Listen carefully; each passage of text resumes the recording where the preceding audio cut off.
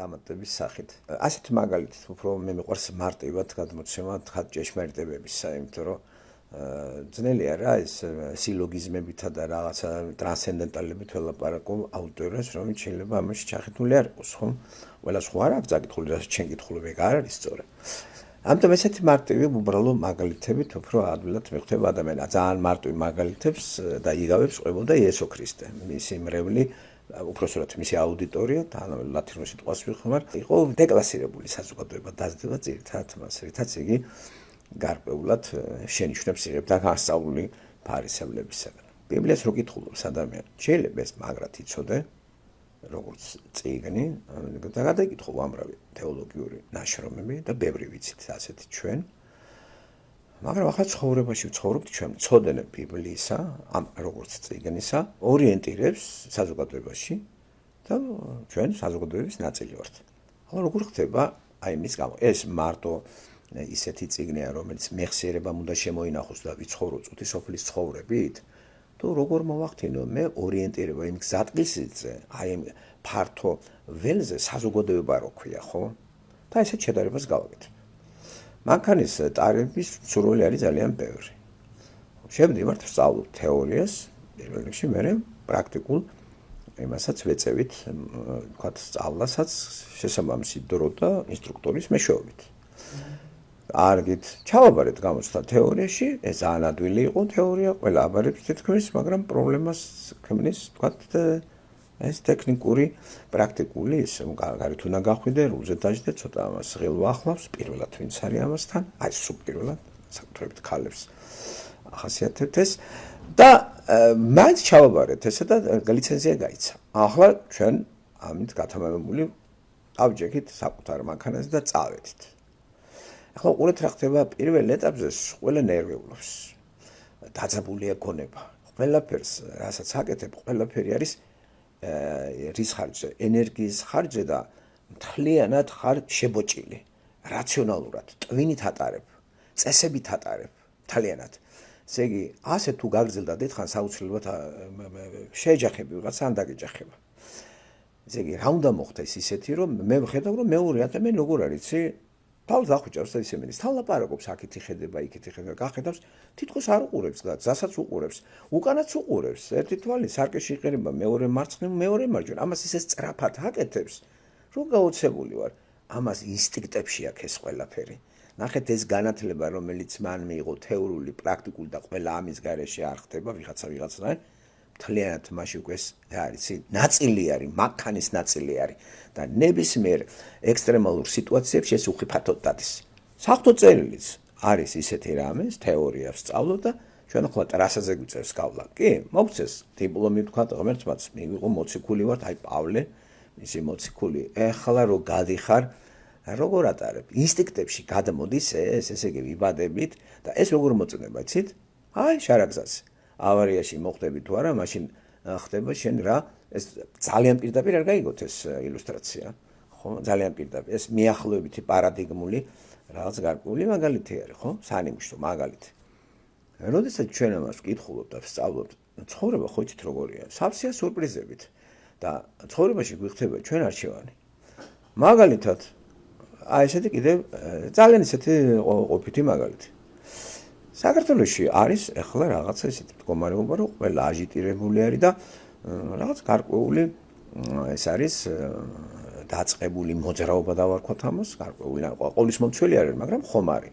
ქუხს დამჯვენარებს ტელევიზიის გარკვეული ესენი სტუდიები და შემოდით ჩემთან პიროვნება და მეუბნება, წამორა ჩვენ წავიდეთ იმაში. მონაწილეობა მივიღოთ. აი გადაწყვეტილება როგორ უნდა მივიღო მე სწორე.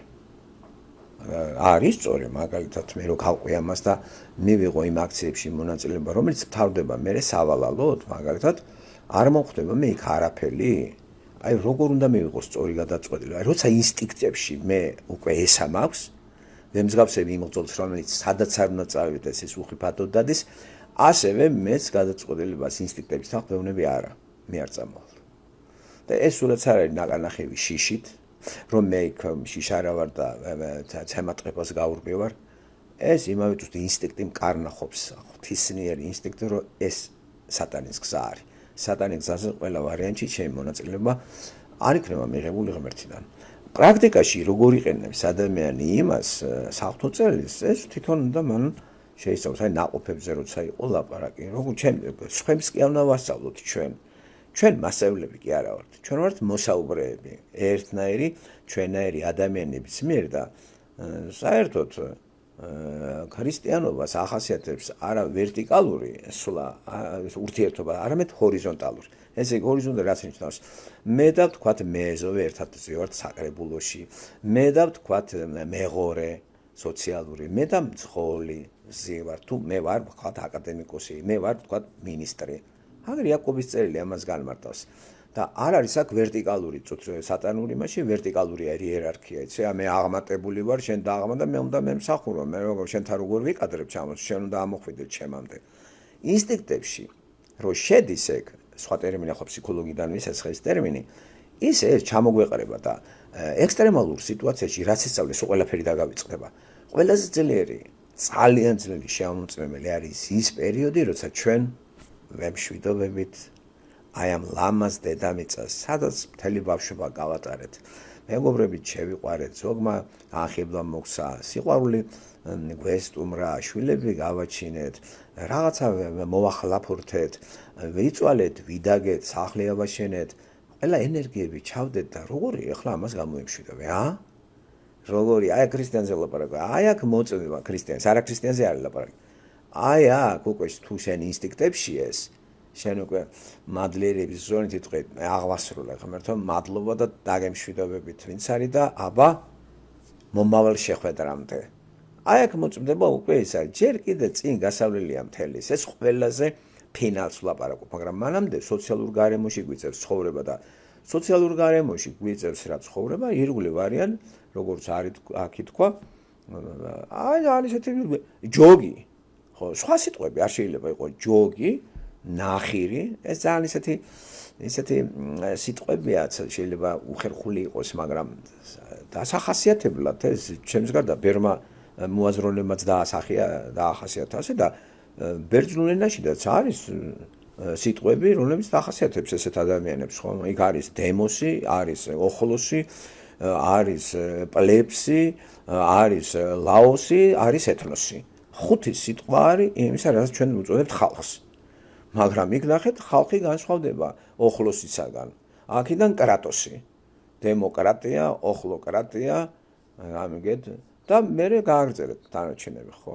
ნუ ლათინურადაც ამას ხო იცით, მასა არის. ოხლოკრატიის სინონიმი ლათინურში არის, დავიგავით, მასა. ქართულად ამას რო არის ჯოგი, ნახირი.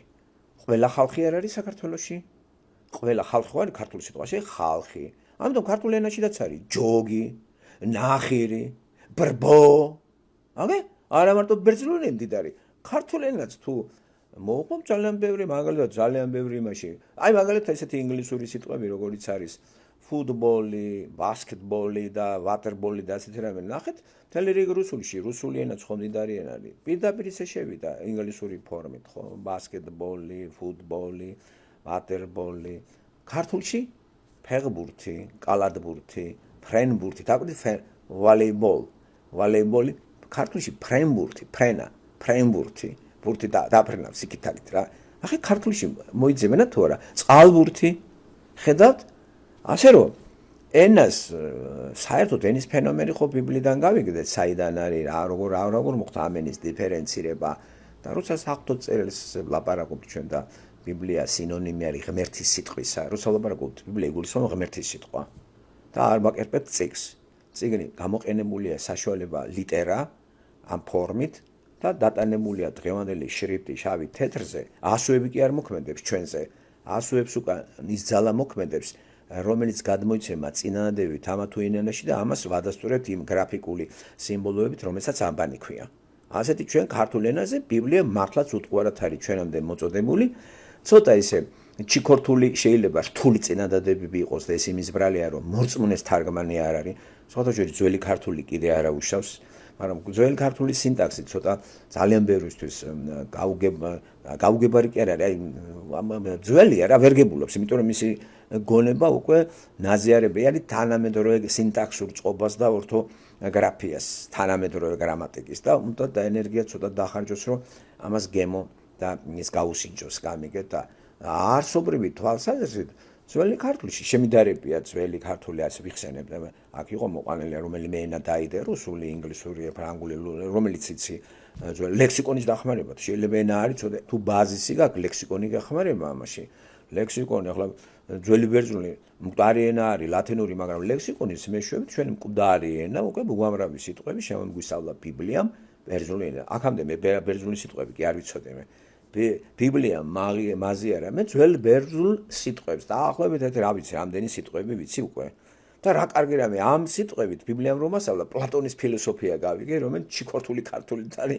ნათარგმნი თურმე რა მაგარი რაღაცა არის ხო ეს აი ადამიანურ დონეზე ვიძახი აი ამას ცხოვრებაში როგორ იყენებ იმიტომ რომ ცხოვრებაში ძიცით რა გამოჩნდა ამა თუ იმ ექსტრემალურ სიტუაციაში სულ გავიწყდება რომ ჩვენ მორწმუნეები ვართ იგივე მოვიდა ბიბლიის პატრიარქებს მაგალითად აბრაამს იაკობს ხო ესაკსაც ისააკს რა მოვიდა კაცი ესენი ხო ღმერთს იცნობდნენ ხო მოდით ვქოთ რომ ჩვენ ღმერთს ისე არ ვიცნობთ როგორც ისინი ცნობდნენ ისინი უსმენდნენ ჩვენ ჩაწერილი ფორმით არის ნახეთ ერთია მაგალითად ჩემი მოსმენა აუდიო ვერსია ახლა თქვენ პირდაპირ რო უსმენთ უფრო მეც გეტყვით სულ სხვა არის ლაივში მე რომ ისმენ და სულ სხვა არის ეს რომ ჩანაწერში ჩაიდება და კიდე უფრო ის სულ სხვა არის რომ ამას ისე დამოუკიდებლად ისე წერილობითი ფორმით რომ მოგაწვდით პირველი ესეთი პირდაპირი გადაცემა მეორე ამ პირდაპირი გადაცემის ჩანაწერი მესამე ამის წერილობითი ფორმით რომ მოვა თქვენამდე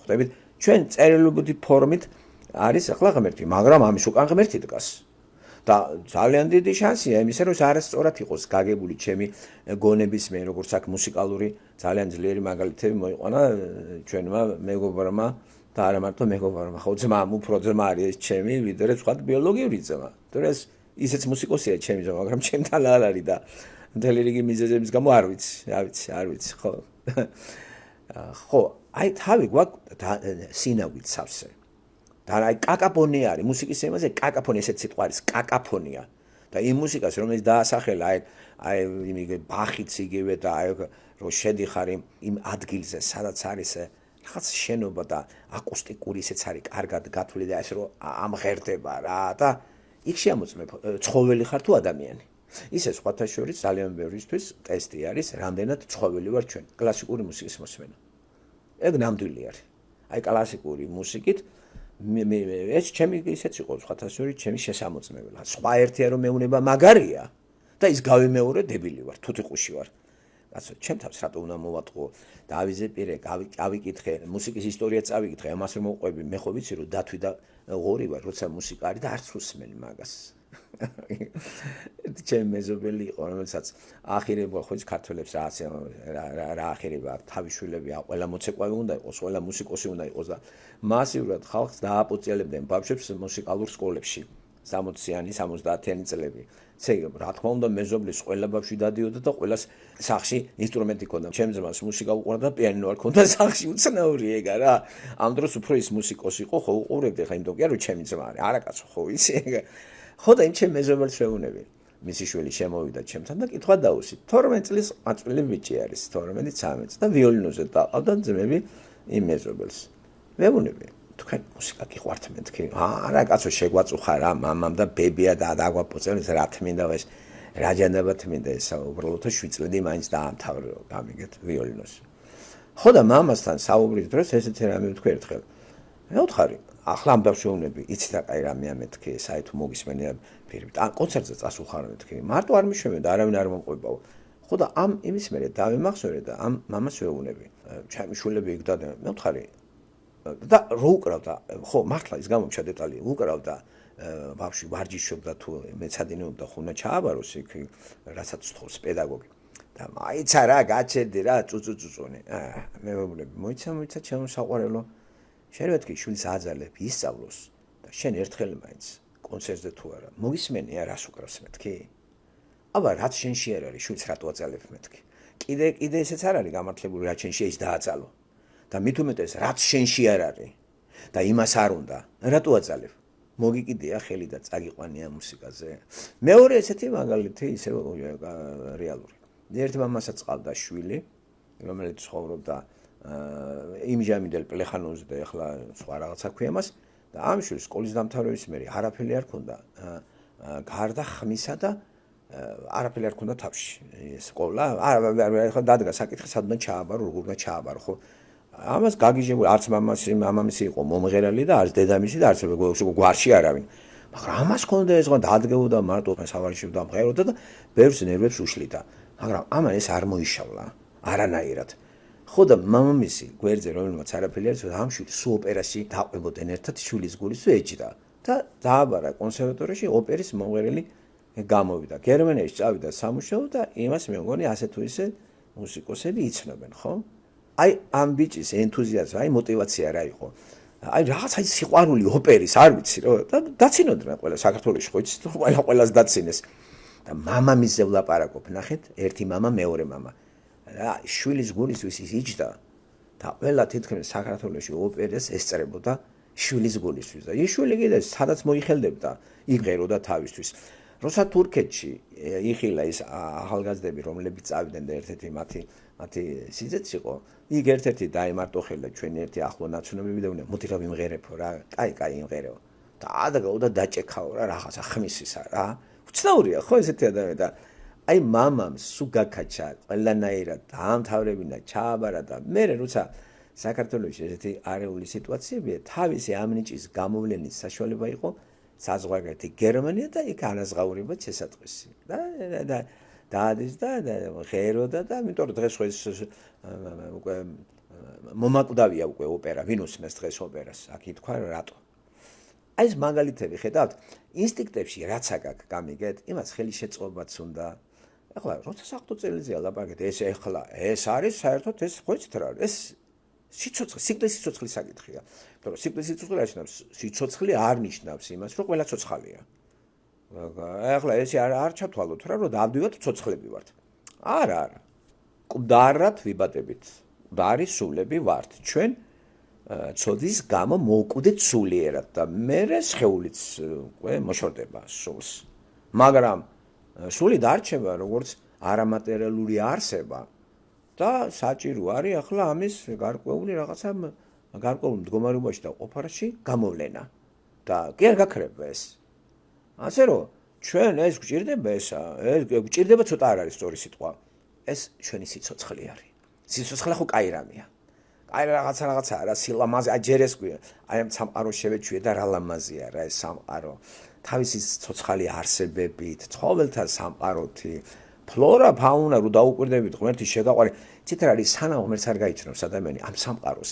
ვერანაირად გემოს ვერ გაუზინჯავთ მანამდე სამყარო იქნება გამოსაყენებელი როგორც ახლა იყენებენ თხრიან წალებენ ეხავენ ჩუჩქნიან ამოიღებენ დააბინძურეს ყველაფერი სხვა წყალი მოსპეს გაანადგურებს დიდ სანაგვეთ ქცეულ დედამიწას რა ელოდება ბიბლიის თანახმად დაწვა ხო და ხო წერია დაიწევა პეტრეს წერილში ხო წერია ერთხელ წყლით მეორე დაიწევა ხო და თუ დაიწევა ადამიანების სადგომად დედამიწა რო არის ჩვენ სად ვიქნებით ხო და ვერ წერია ახალი დედამიწა ვინ და შევიდეს იქ ამ დედამიწაზე ადამიანებმა ქრისტე რომ მიიღეს როგორც ხსნელი და გაგრძელდება ეს ჭრია მარადისობაში უფრო ლამაზი ამიტომ წერია ბიბლიაში რაც თვალს არ უნახავს რაც გულში არ გაგივლია და რაც ყურს არ მოусვენია ის მოუმზადა თავის შეყვარებულს ღმერთმა გჯერათ აქ კიდე ისე თქვა რომ აი ხრელში ეს ზამოჩნეს კვაჟინები რაღაც გასაძრომი ადგილები არის ბიბლიაში და ყველას თავისი თავია საიდან შედიხარ აგერ მეგობრებმა თქვა რომ არის არავინ არის მართალი ეს არის ის ხრელი საიდანაც შევიდა და გაფართოება იწყება ასეთივე იყო მაგალითად ერთ-ერთი დასახელებული პიროვნის რომელთა წერილმა ბევრი რო წაიკითხა გარკვეული მუხლამ გადეკი და წაიკითხე 4 წაიკითხა და არავინ არ არის მართალი იცოცხლებს რწმენით აი ეს მართალი იცოცხლებს რწმენით გაენთო შევიდა ამ ხრელში მარტინ ლუთერი და რეფორმაციის ხანა დაიწყო გადარჩენა მხოლოდ სოლო სკრიპტურა მხოლოდ წმინდა წერილით აი ხუთი სოლო და ეს რო 95-ის რომ მეაჯაჭვა იქა კაცმა მიუხედავად ამისა, ნახეთ, ისეც მთელი რიგი საკითხები, მისი წიგნები არაკანონიკური არის. ესე იგი, არა მარტო მაგის, ყველა იმ თეოლოგების წიგნები, რომლებიც ღმერთის სიყვარულით არიან დაწყვილები და ბიბლიას აღიარებენ როგორც დიდ, ესე იგი, ავტორიტეტს ამ საკითხში, თავად რო წიგნებს წერენ, უკვე ესენი არაკანონიკური არიან. ცუდი სიტყვა კი არ არის არაკანონიკური. ღვთივსულიერი არ არის, მაგრამ სიბრძნედ გაჯერებულია. არაკანონური ლიტერატურა არის, ფილოსოფია, არაკანონიკურია გოეთეს ფაუსტი. არაკანონიკურია დოსტოევსკის მთელი რომანები. და მაგით ახლა ორიენტირება დავიწყო ცხოვრებაში, არ იქნება სწორი. საორიენტირე ცხოვრებაში, საორიენტაციისათვის, ესე გადაადგილებისათვის არის გზამკვლევი იესო ქრისტე. ამას კი უნდა იცნობდეს ადამიანი იმ მოცემულობით, რომელიც ჩვენ წინ არის, ეს არის საღვთო წერილი. და ჩვენ ერთ დღეს ამ წერილის თანახმად წარდგენა მოგვიწევს მასთან, რომელიც აპოკალიფსში აღწერილი. სიცოცხლის წესში ჩაწერილი თუ ხართ, გამორიცხულია, არა იქ ადამიანია, ხო, იქ არ არის გვარები, სახელები, მაგრამ ამას თქვენ მიხვდებით კითხვის პროცესში. ამიტომ ინსტინქტებში გადავიტანოთ ის, რასაც ვკითხულობთ და ნებისმიერ სიტუაციაში კითხვაზე იმავე წუთში პასუხობთ იმ ინსტინქტებში, რომელიც ჩვენშია ჩადებული საღვთო წერილის მეშვეობით. მერე აქ ითქვა ისეც, რომ ბიბლიაში არ არის არა მარტო ილუსტრირებულია ბიბლია. უფრო მეც გეტყვით, პორტრეტებიც ვინმე ტყვის აბა როგორი გარეგნობა აქვს ადამიანსა და ევას.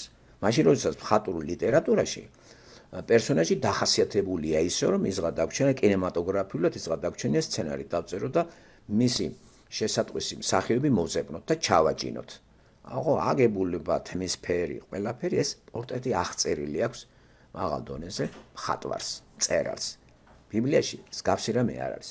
ბიბლიაში არც ერთი პერსონაჟი დახასიათებული არის ერთი იშვიათი გამონაკლის გარდა, ისეც რაღაცა გზელი თმები და ესე, მაგრამ ის რომ ყურები ფართო აქვს, კეხიანი ცხვირი აქვს, ტუჩების სქელი აქვს თუ სიმაღლე რამდენი აქვს, არსად არ არის. უბრალოდ სიმაღლე ერთი არის მინიშნებული, თქვათ, გოლიათზე, ეს სიმაღლე მართლა მინიშნებულია რამდენი არის, 3 და რაღაცა არის, თითქმის 4 მეტრი, რომ ამას უპირისპირდება ტანმორჩილი დავითი, 17 წლისა და როგორ ამარცხებს. ეს დადანებულია.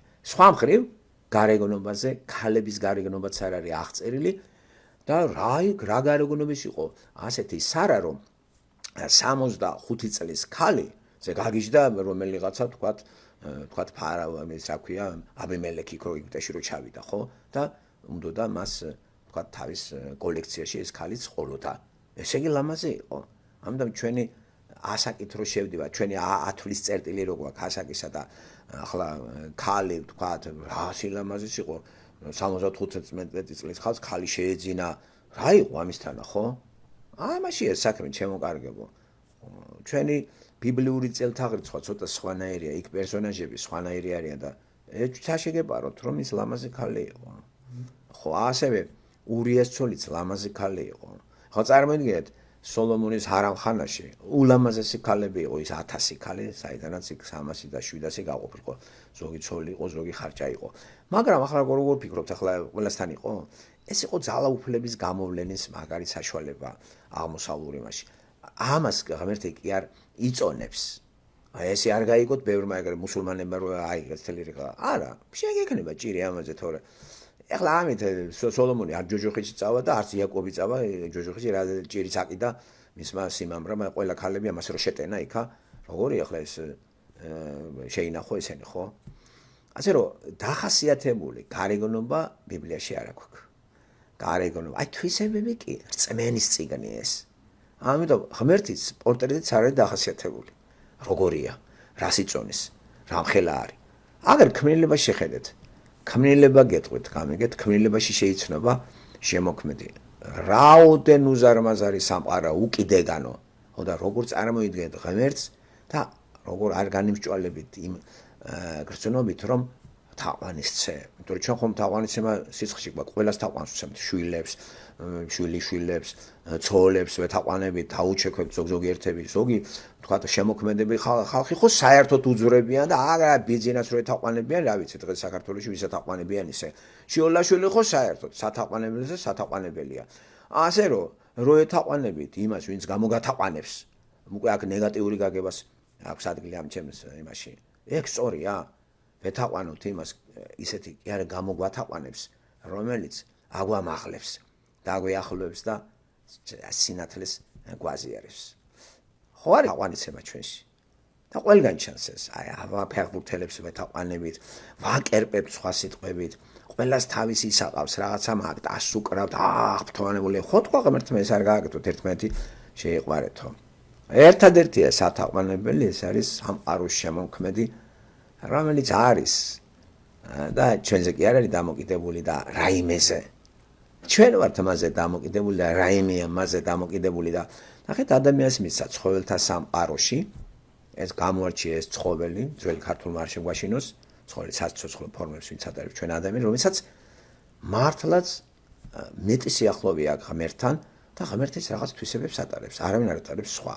და ეს არის ეს ადამიანი ისეთი რომ მთელი შეგნებით თვითცნობიერების მატარებელი, მთელი შეგნებით მან უნდა აირჩიოს ღმერთი და მასზე დამოკიდებულება აღიაროს. ესეთი ვართ გაჩენილი. სხვაები არა. სხვაები მთლიანად გვემორჩილებოდნენ ჩვენ, მაგრამ ანტაგონიზმის ცოდვის შედეგად ანტაგონიზმი წავიდა და ცხოველებში გარეული და შინაური ცხოველები წარმოიშვა. ეს გაუქმდება მას მერე, როცა იესო მეორედ მოვიდა. იქით სულ სხვა რამ გველოდება, რომელზედაც მინიშნებებია მარტო და იქ შეყოფა თავის და ჩვენი წარმოდგენებით რაღაც ლოგიკური ოპერაციის წარმოება, ეს უკვე მკარხელობად ჩაგვითulis ღმერთი ამას ჩემო კარგი.